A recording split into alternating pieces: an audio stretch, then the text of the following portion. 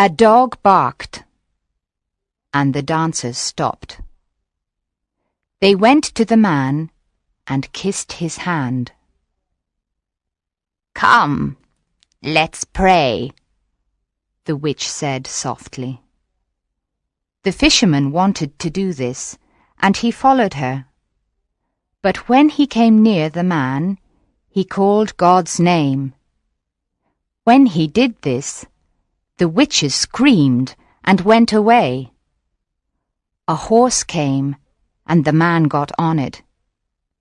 He looked at the fisherman sadly, and then disappeared. The witch, with red hair, tried to fly away too, but the fisherman stopped her. "Let me go!" she cried.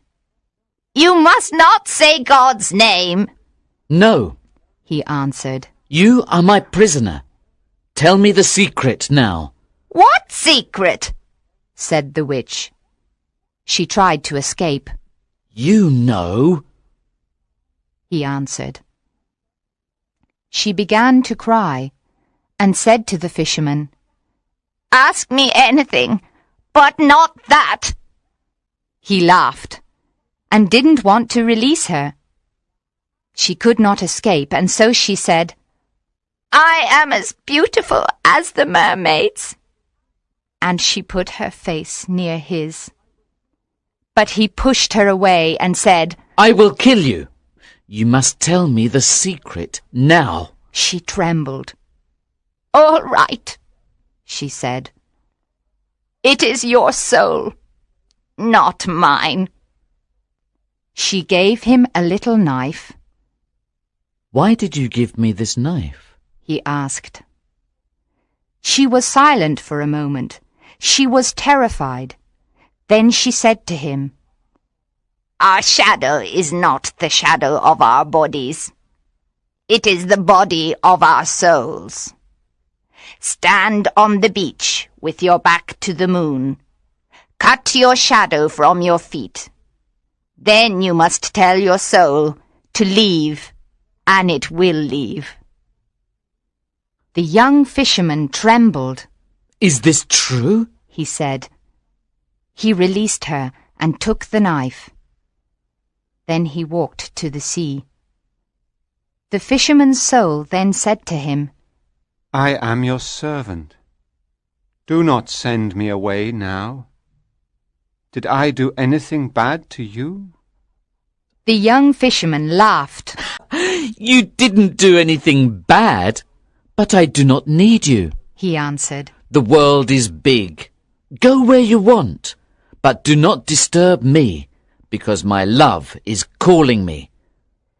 His soul called him many times, but he did not listen. He then arrived on the beach and stood on the sand with his back to the moon. White arms came out of the foam, and they asked him to come. His soul said to him, "Do not send me away without a heart. The world is cruel. Give me your heart." "How can I love my mermaid without a heart?" he cried. "Please," said his soul. "give me your heart. The world is cruel, and I am afraid." "My heart is with my love now," he answered. "Go away." "But I also need to love," said his soul. "Go away. I do not need you," cried the young fisherman. He took the little knife and cut his shadow from his feet. The shadow stood up in front of him, and it was very similar to the fisherman. The fisherman moved back slowly, and he was afraid.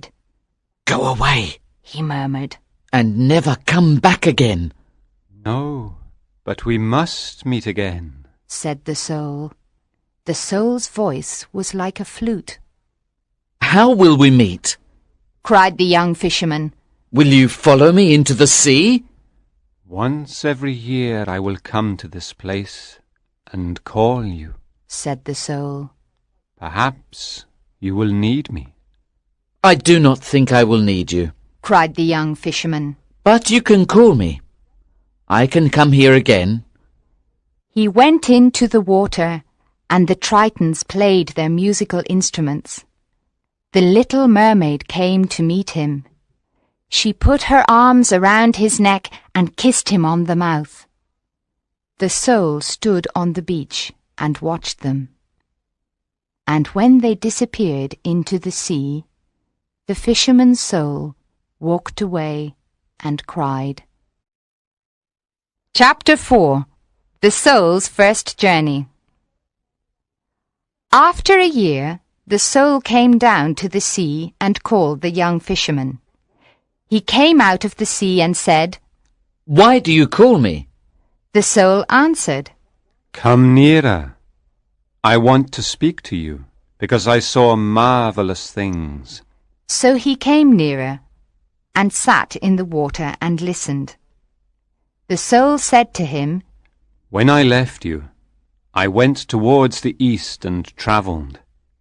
Everything wise comes from the east. After 6 days I came to the land of the Tartars. One night I saw a fire in a camp of a company of merchants.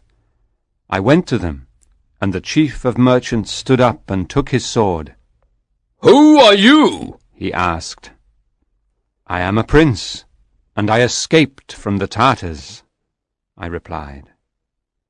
He lowered his head as a sign of respect and took my hand. Then we left the country of the Tartars, and we travelled in many strange lands and saw many strange people. I travelled on a camel next to the chief. There were 40 camels in the caravan and 80 mules. During our journey, we battled with the tribe of the Magadhi. They are born old and grow younger every year, and die when they are little children. We battled with the Laktroi. They think they are the sons of tigers, and they paint their bodies yellow and black. We also battled with the Sibians. They have horses' feet, and they run quicker than horses. In the 4th month, we arrived in the city of Illel. It was night, and we waited for day to come. That morning, we knocked at the gate of the city. The gate was of red bronze, and it had images of sea dragons and dragons with wings. A guard then said to us, What do you want? We are from the island of Syria, and we have a lot of merchandise to sell, we answered. Then wait here until midday, he said. At midday, they opened the gates, and we went to the marketplace. After a month in the city of Illel, I became tired of it. I walked in the streets of the city, and came to the garden of the god of the city. The priests in their yellow tunics walked silently in the garden. There was a red house. This was the home of the god. The doors had images of golden animals and peacocks on them. There was a pool of clear water in front of the temple. I sat down near it. One of the priests came to me and stood behind me. What do you want? He asked me. I want to see the god, I replied. The god is hunting in a forest, said the priest, and he looked at me strangely. Which forest is he in? Tell me, and I will go there, I answered. He moved his hands on his soft tunic. The god is asleep, he murmured. Which bed is he in? Tell me, and I will stand near him, I answered. The god is at the feast, he cried. I will drink bitter or sweet wine with him, I said. He was surprised and accompanied me into the temple. In the first room, I saw an ebony idol on a throne, and it was the size of a man. There was a ruby on its forehead. Its feet were red from the blood of a baby goat. I said to the priest, "Is this the god?" This is the god. He answered, "This is not the god. Show me the god," I cried, "or I will kill you." I touched his hand, and it became small and dry. Make my hand better, and I will show you the god, he cried. So I breathed on his hand, and it became better. He trembled, and accompanied me into the second room. I saw an ivory idol on a lotus of jade, with great emeralds on it. This idol was twice as big as a man. "Is this the god?" I asked him. This is the god, he replied. "This is not the god. Show me the god," I cried, "or I will kill you." I touched his eyes, and they became blind. Please make my eyes better. Then I will show you the god, he cried. So I breathed on his eyes, and they could see again. The priest trembled and accompanied me into the third room. There was not an idol in it, only a mirror. I said to the priest, "Where is the god?" He answered me, There is no god, but this is the mirror of wisdom. It reflects all the things in heaven and on earth. But it does not reflect the face of the person if they look into it. So this person can become wise. There are many other mirrors, but they are mirrors of opinion. This is the only mirror of wisdom. When you possess this mirror, you know everything. So it is a god, and we pray to this god. I looked into the mirror. The priest didn't lie. Then I did something strange, but it is not important. I placed the mirror in a valley near here. We can walk there in 3 days. Let me enter you again and be your servant, and you will have wisdom. But the young fisherman laughed. Love is better than wisdom, He cried. and the little mermaid loves me. No, there is nothing better than wisdom. Said the soul. Love is better. Answered the young fisherman. He went back to the sea, and the soul walked away and cried. Chapter 5. The Ring of Riches. After the second year, the soul came down to the sea and called the young fisherman. He came out of the sea and said, Why do you call me?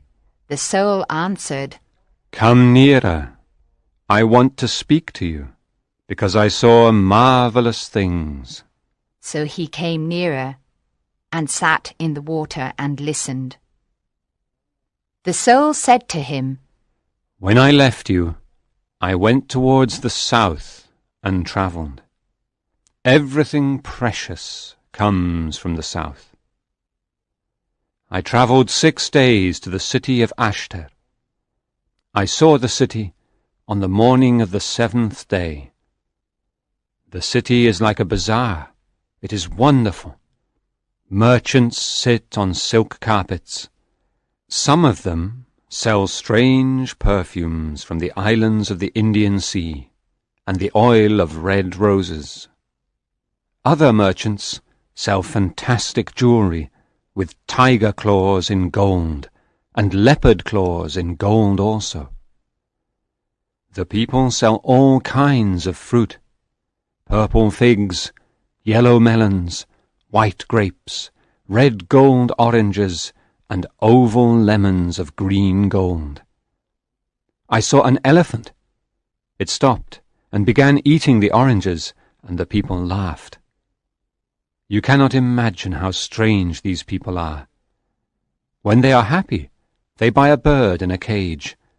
Then they release the bird because they want to be happier. When they are sad, they hit their bodies with thorns because they want to be sadder. On the feast of the new moon, the emperor came out of his palace and went into the mosque to pray. The people covered their faces, but I showed him no form of respect. That night, the guards of the emperor came for me. They accompanied me into the palace. We walked across a great court, and then we entered a beautiful garden. At the end of the garden, there was a pavilion. Then the captain of the guard told me to enter. The young emperor was there, on a bed of lion skins, and he held a falcon. A Nubian stood behind him. A large scimitar of steel was on a table next to the bed. When the emperor saw me, he was worried, and said to me, "What is your name? Don't you know that I am emperor of this city?" I did not answer him. He indicated the scimitar, and the Nubian took it and hit me with great violence. It did not hurt me. The Nubian was terrified and went away. The emperor tried to kill me with a lance, but he didn't hurt me. He tried to kill me with an arrow, but I stopped it in the air. Then the emperor said to me, "Why can't I hurt you? Are you a prophet, or the son of a prophet? Please leave my city tonight. You are here now, and I am not its lord." I answered him, "Give me half of your treasure, then I will go away." So he took my hand and accompanied me to a large room. He touched one of the walls and it opened. Then we walked down a corridor. He said a magic word, and a granite door opened. The emperor covered his eyes with his hands to protect them from the light of the jewels there. It was really marvelous inside. There were huge tortoise shells full of pearls, and many other wonderful jewels. Then the emperor said to me, "This is my house of treasure, and half of it is yours. But you must go tonight. My father the sun must not see this. I cannot kill a man in the city." I answered him, "The gold and all the precious jewels are yours. I only want your little ring." The emperor frowned. "It is only a ring of lead," he cried. "and it has no value. Take your half of the treasure and go away from my city." "No," I answered. "I know that it is really the ring of riches." The emperor trembled and said, "Take all the treasure and go from my city. You can also have my half of the treasure." Then I did something strange, but it is not important. What is important is that I put the ring of riches in a cave. You can arrive there in one day. The owner of this ring is richer than all the kings of the world. But the young fisherman laughed. "Love is better than riches," He cried, "and the little mermaid loves me." No, nothing is better than riches. said the soul. "Love is better," answered the young fisherman. He went back to the sea, and the soul walked away and cried.